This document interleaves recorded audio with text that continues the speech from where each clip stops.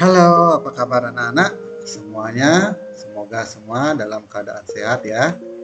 Sekarang kita lanjutkan tema 4, berbagai pekerjaan, yaitu melanjutkan subtema 3, pekerjaan orang tuaku, pembelajaran 1 sampai ke 6. Kita lanjut, pembahasan kita hari ini yaitu tentang cerita dongeng. Ya, masih cerita dongeng. Kemudian yang kedua, kegiatan ekonomi. Kemudian sila ketiga dari Pancasila. Kemudian menggambar objek. Yang terakhir mengolah sampah. Itu pembahasan kita hari ini. Kita lanjut dulu. Dari materi yang pertama, cerita dongeng. Nah, sebelum memberi pendapat, kita perlu membaca dongeng dengan cermat. Beberapa hal yang perlu diperhatikan, makanya tokohnya siapa, bagaimana alur ceritanya, kemudian bagaimana pesan moralnya, apa saja pesan moral daripada sebuah dongeng itu ya. Itu cerita dongeng. Kita lanjut lagi yaitu ayo baca dongeng kelinci dan kura-kura. Wah, kuranya gede nih, kelinci juga gede. Ini ada perlombaan ini. Ayo kita dengarkan ceritanya. Kita dengar cerita yuk. Kelinci dan kura-kura. Pada suatu hari, si kelinci membual di depan teman-temannya dan menunjukkan betapa cepat larinya. Ketika ia berlari, ia melompat di atas sebuah cangkang di jalanan. Perlahan-lahan sebuah kelapa dan 4 kaki keluar dari cangkang tersebut dan mulai bergerak di jalanan.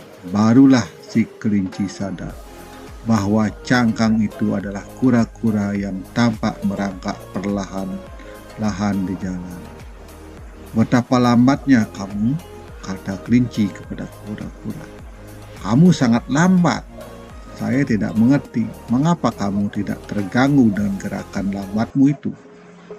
Si kelinci tertawa mendengar lelonconan sendiri mengenai kura-kura. Kura-kura menatap dingin pada kelinci yang berkata, "Setiap hewan bergerak dengan langkah sendirinya. Saya mungkin bergerak lambat, tetapi saya dapat pergi kemana saja yang saya mau. Pada kenyataannya, saya dapat mencapai tujuan yang lebih cepat daripada kamu dan lebih kencang daripada kamu." Si kelinci berpikir bahwa kata-kata si kura-kura itu lucu. Ia tertawa mendengar bahwa kura-kura berlari lebih kencang darinya. "Tidak mungkin," kata si kelinci. "Bagaimana mungkin kamu lebih cepat dari saya? Saya dapat berlari lebih cepat seperti angin, sementara kamu merangkak sangat lambat, sehingga sulit dikatakan bahwa kamu bergerak lebih cepat dari saya. Saya mau lihat." Si kelinci kemudian menantang si kura-kura untuk lomba lari, sehingga mereka akan lihat siapa yang lebih cepat. Lomba lari akan diadakan keesokan harinya. Setiap hewan ingin melihat perlombaan lari antara si kelinci yang cepat dan si kura-kura yang lambat. Serigala yang menghitung mundur saat mulai perlombaan. 5, 4, 3, 2, 1, lari. Dengan satu loncatan si kelinci dengan cepat hilang dari pandangan mata. Si kura-kura melangkahkan kakinya perlahan-lahan, selangkah demi selangkah. Sementara tatapan matanya terus tertuju pada jalan di depannya. Si kelinci berlari sepanjang jalan. Setiap kali melihat kerumunan penonton di pinggir jalan, ia melambaikan tubuhnya dan melambaikan tangan. Ia membalikkan tubuhnya dan melambaikan tangan. Ia ingin mereka tahu siapa yang paling cepat di antara. Kita lanjut lagi, dengarkan lagi. Jauh Jauh di belakang si kura-kura terus melangkah, selangkah demi selangkah dengan lamatnya dan matanya yang terus menatap jalan di depannya. Tidak lama kemudian, si kelinci tiba pada suatu tanda di jalan. Tanda itu menunjukkan bahwa ia sudah berlari setengah jarak antara garis start dan finish. Ia pun tidak lagi melihat kura-kura. Si kelinci berpikir, saya sudah jauh di depan dan si kura-kura sangat lambat sehingga ia masih sangat jauh di belakang. Perlu waktu lama bagi kura-kura untuk sampai di sini.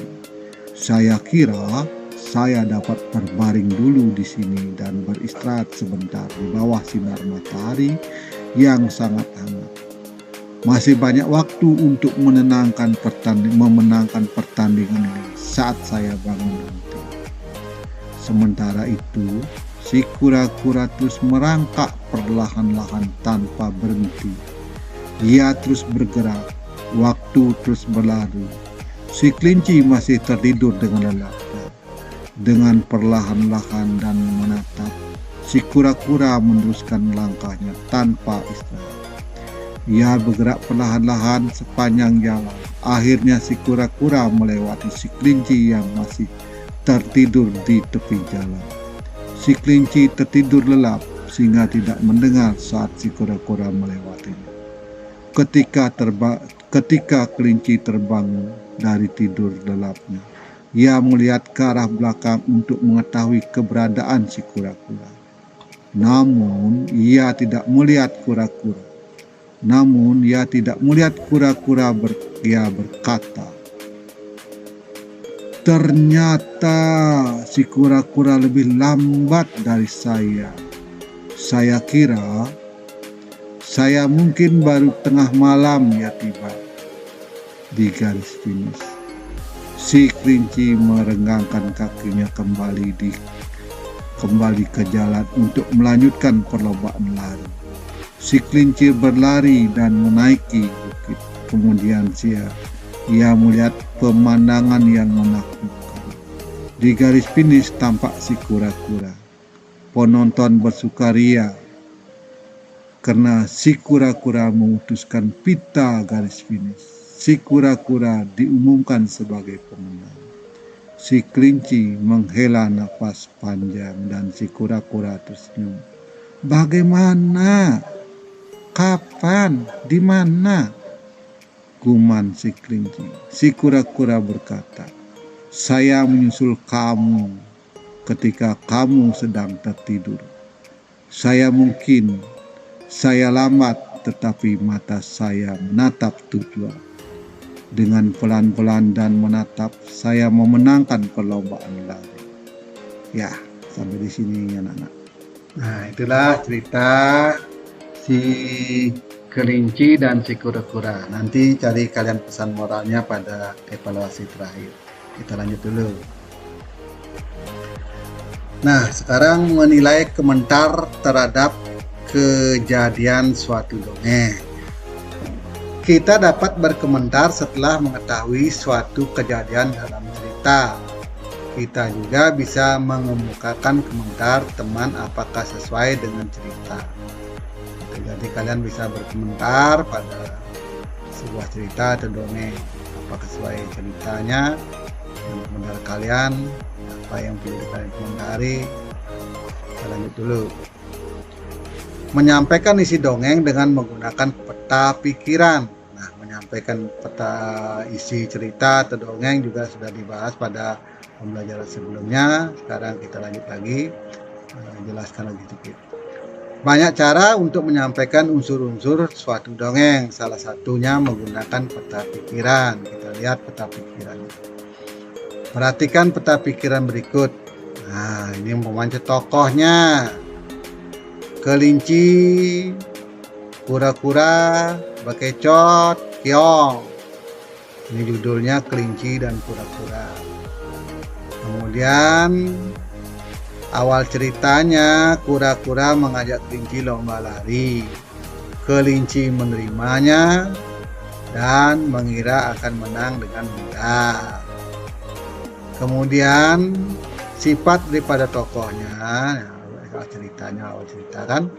Sifat daripada tokohnya, kelinci sombong, keras kepala.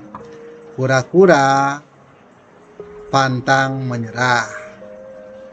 Kemudian tempat kejadiannya di hutan. Akhir ceritanya, kura-kura berhasil sampai lebih dulu di garis akhir dan mengalahkan si kelinci. Pesan moralnya salah satunya, janganlah berbuat sombong dan menganggap rendah orang lain, tetap bersemangat dan gigih dalam mencapai suatu. Nah, ini salah satu pesan moralnya dalam sebuah peta pikiran cerita dongeng kelinci dan kura-kura. Kita lanjut lagi. Nah, sekarang ada cerita tupai dan ikan gabus. Coba simak, Bapak Guru bacakan, dengarkan baik-baik. Nanti kalian cari pesan moralnya terakhir. Ya. Tupai dan ikan gabus.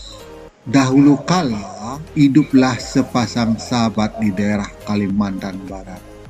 Mereka adalah seekor tupai dan seekor ikan gabus. Setiap hari mereka melakukan kegiatan bersama, mencari makan, bermain, bahkan mengunjungi tempat-tempat baru selalu dilakukan bersama. Suatu hari, tupai tidak melihat gabus, sahabatnya. Ia mencarinya ke tempat biasa gabus tinggal. Saat bertemu, tupai sangat kaget. Gabus terlihat lesu, ternyata ia sedang sakit. Tupai sangat sedih. Ia menawarkan makanan untuk sahabatnya. Namun, gabus tidak berselera makan.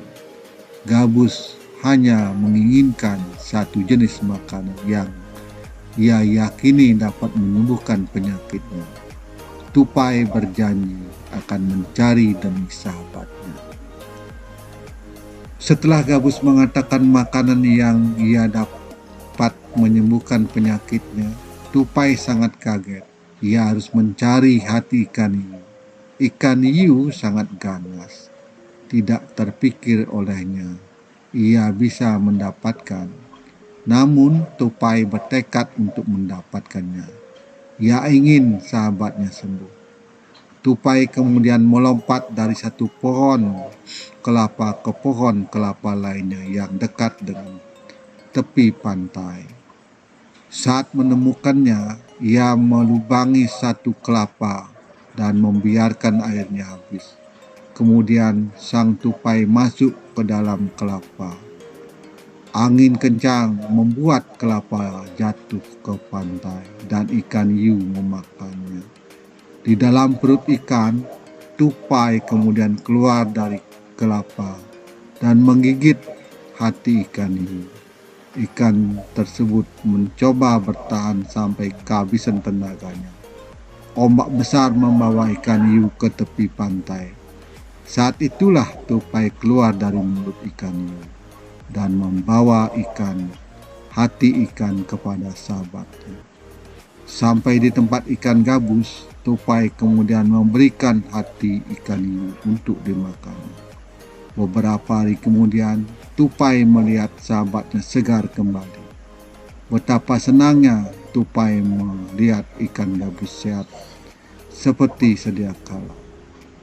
Nah, itulah cerita tupai dan ikan gabus. Nanti kalian kerjakan peta pikirannya, kemudian terakhir cari pesan moral juga sesuai dengan peta pikiran. Coba kita lihat peta pikirnya, judulnya apa, boleh buat judul sini, judulnya ya, tokohnya siapa, sifat tokohnya bagaimana, tempatnya di mana, awal ceritanya bagaimana, akhir ceritanya bagaimana, dan pesan moralnya. Nanti kalian kerjakan di buku tulis, bisa kalian taruh di classroom nanti ya, seperti itu. Kita lanjut. Nah, menentukan pesan moral dalam dongeng. Kembali mengulangi lagi. Bacalah dan pahami dengan cermat suatu dongeng sebelum menentukan pesan moral. Jadi kalian harus membaca. Baca sesuai dengan tanda baca supaya mudah memahami isi pada cerita. Lanjut. Nah, ini ada lagi satu cerita tentang si Malin Kundang ya. Malin Kundang, judulnya tidak kelihatan. Ya, sekarang dengarkan ceritanya. Malin Kundang. Di sebuah desa, hiduplah seorang perempuan miskin. Ia hidup bersama anak tunggalnya, namanya Malin Kundang. Sehari-hari perempuan itu bekerja sebagai nelayan. Namun, penghasilannya tak bisa mencukupi kebutuhan mereka sehari-hari sehingga hidup mereka selalu berkekurangan. Saat Malin Kundang mulai dewasa, dia memutuskan untuk pergi ke kota. Ia ingin mengadu nasibnya di sana. Barangkali aku dengan pergi ke kota, aku bisa mengubah nasib kita, Ibu, ucap Malin Kundang. Dengan berat hati, ibunya pun mengizinkannya. Kini ibunya kembali menjadi perempuan tua yang kesepian. Setelah kepergian Malin, ibunya selalu memikirkan keadaan anaknya itu. Ia jadi sakit-sakitan, sementara Malin tak pernah mengirim kabar untuknya. Hingga beberapa tahun kemudian, Malin berhasil mengubah nasib. Ia menjadi saudagar yang kaya raya. Malin memiliki banyak kapal. Hidup Malin tak lagi susah. Malin juga menikahi seorang perempuan bangsawan yang sangat cantik. Suatu hari, Malin ingin melihat keadaan desanya.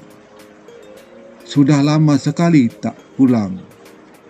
Malin pergi bersama istrinya dan banyak pekerjaannya. Ia juga membawa banyak uang untuk dibagi-bagikan kepada para penduduk. Sampailah Malin di desanya. Dengan sombong membagi-bagikan uang kepada penduduk. Penduduk di desanya sangat senang. Di antara mereka ada yang mengetahui Malin, yakni tetangganya sendiri. Orang itu pun segera pergi ke rumah Malin, hendak memberikan kabar gembira tersebut kepada Ibu Malin. Ibu, apakah kau sudah tahu anakmu Malin sekarang telah menjadi orang kaya? Seru tetangga itu. Dari mana kau tahu itu? Selama ini aku tak pernah mendapat kabar darinya, ucap Ibu Malin terkejut. Sekarang pergilah ke dermaga, anakmu Malin ada di sana. Dia terlihat sangat tampan dan istrinya juga sangat rupawan, ucap tetangganya.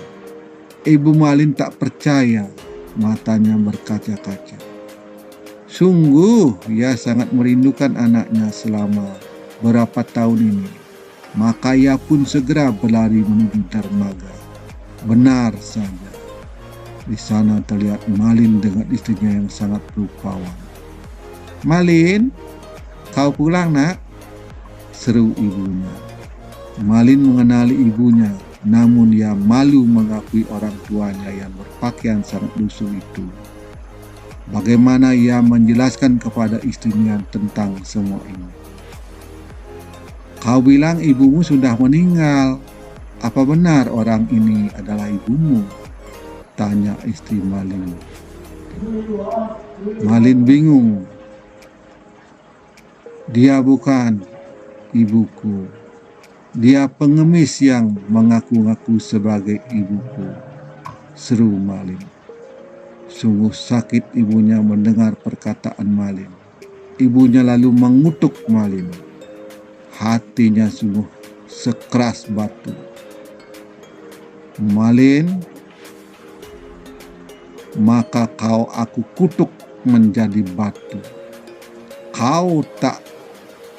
Kau anak yang durhaka, ucap ibunya. Malin ketakutan. Ia memohon ampun kepada ibunya, namun ibunya sudah sangat sakit hati. Seketika itu hujan turun sangat lebat dan petir menyambar. Saat itu pun Malin berubah menjadi batu. Nah, itulah cerita tentang si Malin Kundang yang anak durhaka kepada ibunya, di mana anaknya sudah kaya raya, merantau di kota, banyak punya karyawan, tidak ingat lagi ibunya. Dan ibunya malah dianggap orang lain. Kita lanjut. Nah, ini gambar Malin Kundang. Ilustrasi. Ini gambar ilustrasi si Malin Kundang dan ibunya. Nah, ini Malin sama istrinya. Ini ibu datang tidak diakui oleh si Malin sama istrinya. Nah, si Malin merasa malu punya ibunya yang sangat kotor, lusuh, berpakaian compang-camping. Ya, seperti itu. Nah, kita lanjut. Nah, kita lanjut lagi tentang kegiatan ekonomi pembuatan kertas. Perhatikan skema pembuatan kertas berikut. Nah, ini yang pertama, kayu dikupas kulitnya dan dipotong kecil. Kemudian tahap berikutnya, potongan kayu dicampur bahan kimia menjadi pulp ya. Seperti itu. Ini adalah kegiatan produksi juga. Kita lanjut.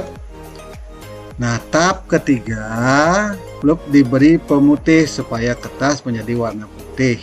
Nah, masih kegiatan produksi juga ini. Kemudian pulp dimasukkan ke dalam mesin pembuat kertas. Kita lanjut lagi, tahap kelima. Kandungan air dalam pulp dihilangkan dengan mesin press, dikeringkan. Kemudian kertas dicetak untuk menghasilkan kertas dengan ketebalan tertentu. Nah, ini sudah berupa hasil produksi. Nomor 7, kertas yang sudah jadi digulung dan siap digunakan. Nah, ini harus diproses untuk dijual atau proses pendistribusi. Lanjut. Ini juga ada kegiatan ekonomi dalam proses menghasilkan beras.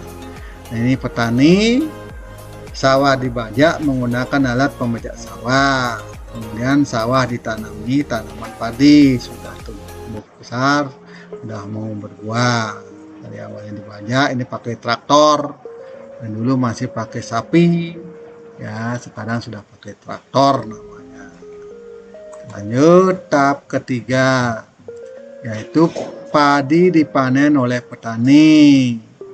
Sudah dipanen oleh petani, kemudian padi dikeringkan, petani menjemur padi. Masih proses produksi ini, belum sampai menjadi barang. Kita lanjut.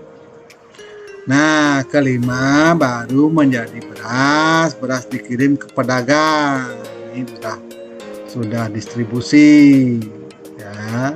Kemudian ini nasi dikonsumsi, nasi siap dikonsumsi, ini sudah konsumsi. Lanjut. Nah, ini juga ada proses dari ikan. Tahukah kamu bagaimana ikan bisa kita makan? Amati gambar di samping. Hasil tangkapan ikan dijual ke pedagang ikan di pelelangan ikan. Dari tempat pelelangan itulah ikan dikirim ke pasar-pasar untuk dijual ke penjual ikan atau langsung ke konsumen.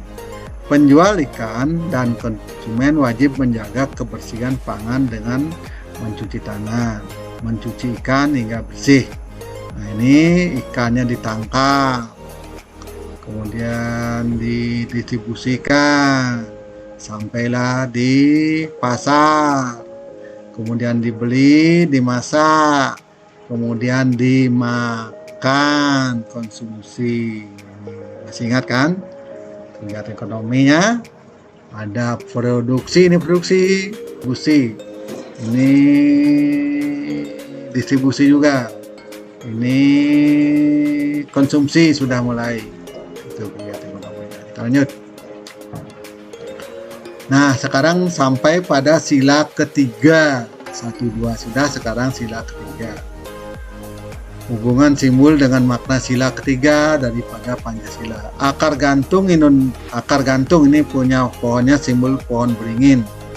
Pohon rindang, pohon beringin di Indonesia adalah pemersatu bangsa. Nah, ini akar gantungnya. Indonesia terdiri dari atas berbagai macam ras, etnis, suku, dan budaya. Simbolnya seperti itu. Arti sila ketiga, negara bersatu, negara kesatuan Republik Indonesia, cinta damai, dan persatuan tidak mementingkan kepentingan diri sendiri. Nih, sila ketiga bunyinya Persatuan Indonesia. Dengan simbolnya adalah pohon beringin. Kita lanjut.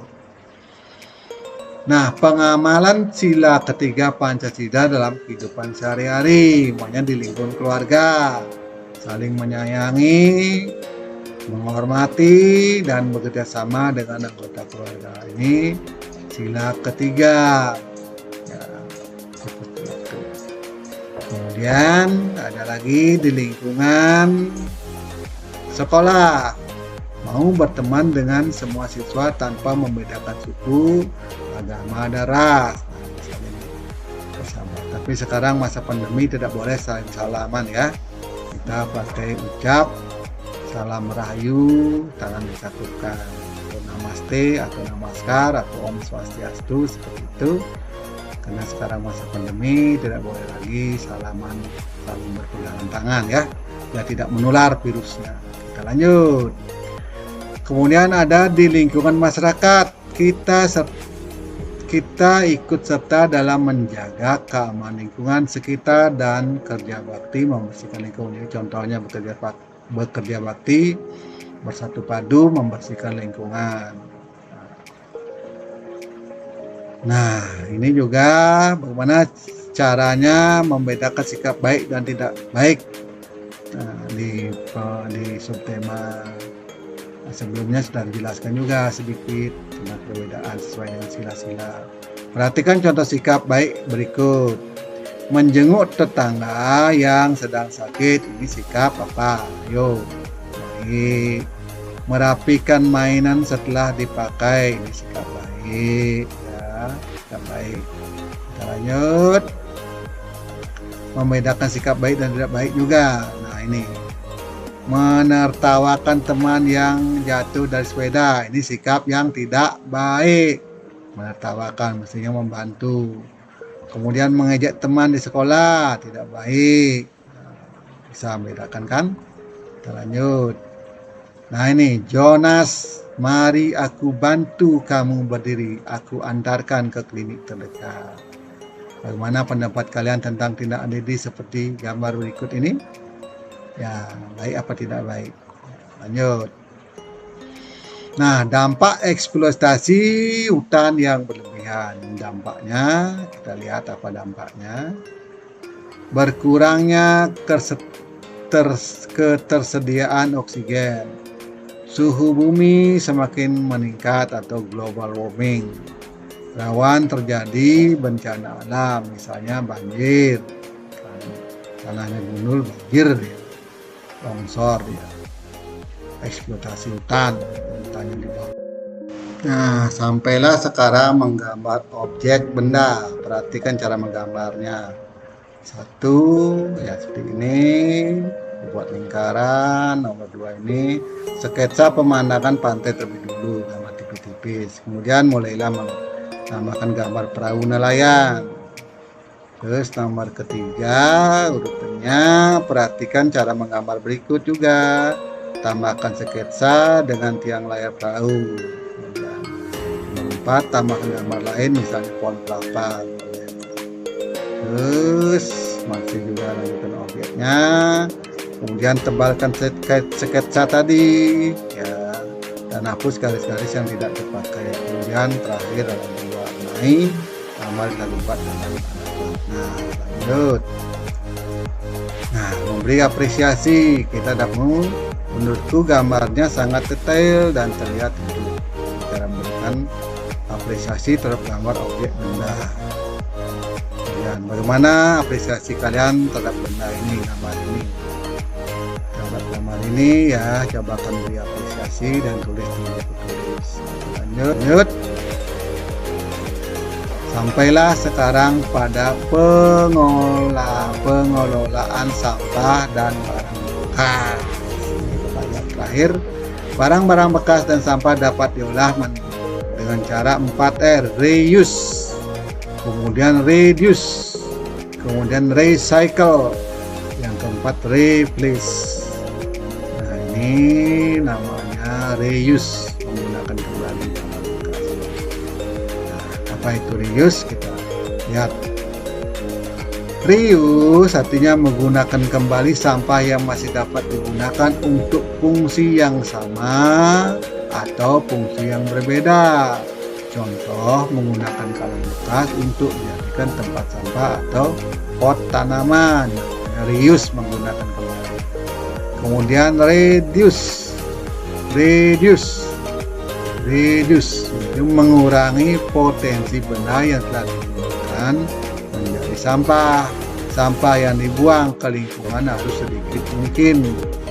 Contoh, membawa air minum dalam botol sendiri daripada membeli air minum dalam kemasan. Jadi kemana-mana kita bawa botol isi ulang, jangan terus membeli botol kemasan, jadi sampahnya bertambah banyak. Kemudian ada recycle, itu mengolah kembali sampah menjadi barang atau produk baru. Contoh, mengolah sampah organik menjadi pupuk kompos, namanya recycle. Nah, ini ada reduce, ada sekarang yang terakhir namanya replace, yaitu mengganti benda yang bisa digunakan dengan benda yang ramah lingkungan. Ya. Kemudian memilih menggunakan sapu tangan daripada tisu. Ya, seperti itu ya. Kita lanjut. Nah, sampailah evaluasi maksud reuse dalam pengolahan sampah. Nomor 2, apakah pesan moral dari cerita tupai dan ikan gabus? Nomor 3, apa pesan moral dari cerita maling kundang? Nomor 4, bagaimana caranya menyampaikan isi sebuah cerita atau dongeng? Nah, sebutkan langkah-langkah menggambar objek. Nah, urutannya apa? Kita lanjut, sampai jumpa pada pembelajaran berikutnya. Semoga kita selalu dalam keadaan sehat walafiat.